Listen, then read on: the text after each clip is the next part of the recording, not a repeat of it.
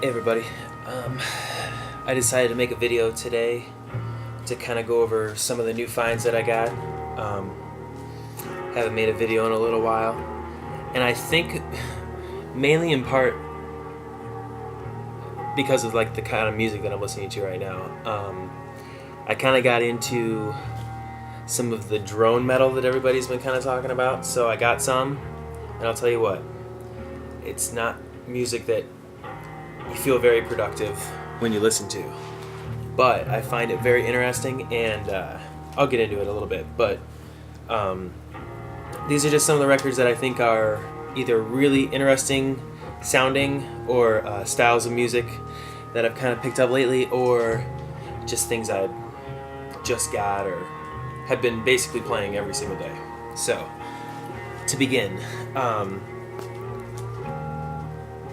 I'll get to what we're listening to here in a second, but this first record that I'm going to show is one I've had for a little while. It's in awesome condition. I love it.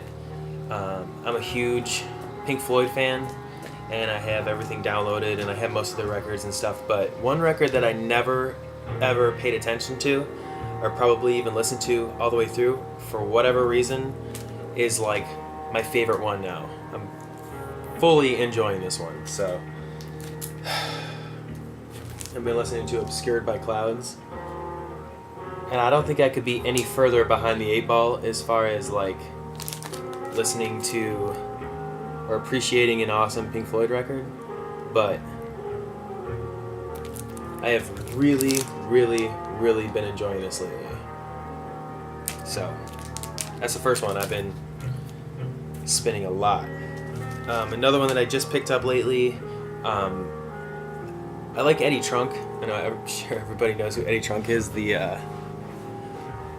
heavy metal radio guy. And this is a band that he talks about all the time, like to a fault. And I still don't know if I'm like the biggest fan, but I found it on record. I've listened to it on my iPad before, and I didn't really see what the big deal was, but Eddie says they're the best, so I'm gonna like try it here. So I got UFO,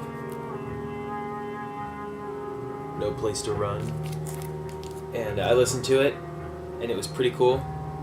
I kind of zoned out though. It's not as...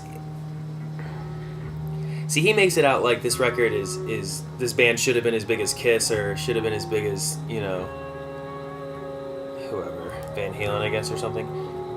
And I just don't see it. I've tweeted to Eddie many a time saying, dude, shut up about UFO. Nobody cares but you. I mean, I don't know. They're okay. I like them. They're just, I don't know. If it's a cheap record, I'll get it. That was like $5. I figure whatever. And then this one I found, it was at the record store, and I put it like way in the back so that nobody else would see it, because I didn't want to pay the $3 for it, because I was getting such sweet like $1 records. So the last time I went, I said I passed this one up like 5 times, so I'll get it this time and just see, because I had never heard of these people, but I got Grim Reaper, and I thought the cover was sick.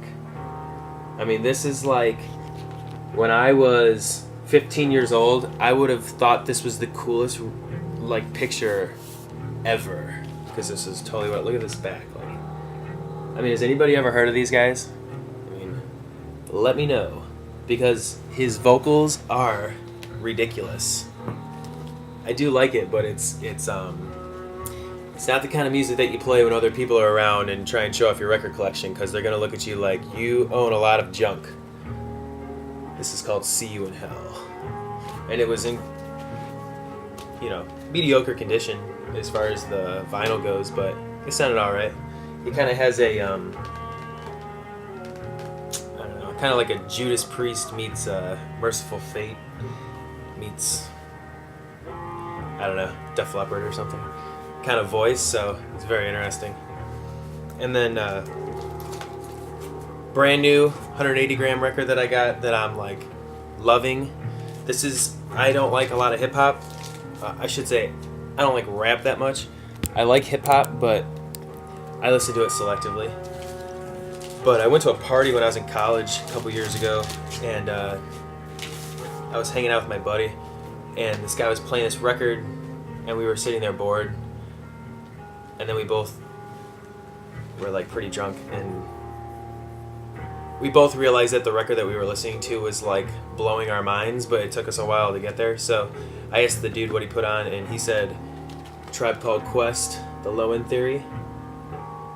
And I've been listening to this from the minute I got home from that party at like 3 in the morning. I downloaded it until today, and that was like forever ago. This album rules. Do people say rules anymore? This album rules. Whatever. I love it. I will say though, I bought it brand new, and for some reason it seems like it skips a little bit. Like it. And he said it had like a guarantee or whatever to bring it back, but the record store is so far away, it's not even worth it. And I'm hoping that it's something that like if I play it enough, it'll kind of like wear that skip out. I don't know. I don't even know if that happens. I haven't had a record player that friggin' long, but I'm just gonna play it as much as I can and just deal with the skip. And then when I was out there, I stumbled upon like this place that sells used records like super cheap, so I kind of bought a bunch of bands. I didn't know who they were at all, and I looked these guys up yesterday. This record's okay. If somebody's like a huge fan of these people and this is like a really rare record or something, let me know. I'd be happy to trade with you. And they're called the Phantom Family Halo, The Legend of Black Six. And I looked this up and I can't find the same like cover of it or whatever. Like this is like it seems like the way that the cover is, it's like an early pressing of it, like maybe like a first pressing, because the other ones are all color. So I don't know, maybe I got something cool for like $1, but let me know if you really like them. I thought they were okay. It was alright. I don't know if I'd like throw it on a lot, but maybe in a couple months or something. And then I got this because I'm going through a huge Pink Floyd fan phase, and this record is not Pink Floyd, but they pretty much look at that. If that doesn't scream we like Pink Floyd and want to be like them, I don't know what would. So Frigid Pink. This is actually really cool though. I really enjoyed this. It was let's see here. It doesn't say what year it came out. Who gives a shit? It's a cool record. I liked it. If you see it, I wouldn't pass it up. And the drone music stopped. And the cool thing about drone music that we're listening to is what I'll show next, which I'm very excited about. And I can't decide whether or not I love it or not. So, but you can play it wherever, and you never know that you just listen to it because it all kind of sounds the same. But I got Earth.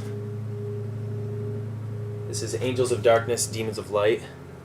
I think I've seen other people show this before, and I was kind of intrigued. I've never heard of drone metal, and it is exactly what it is called. It drones on forever, and I find it very interesting because being like most of us, I'm a musician, and I kind of can appreciate their kind of screw you to any kind of like melody or pleasing somebody musically, I guess, like playing something that people would find pleasing to listen to.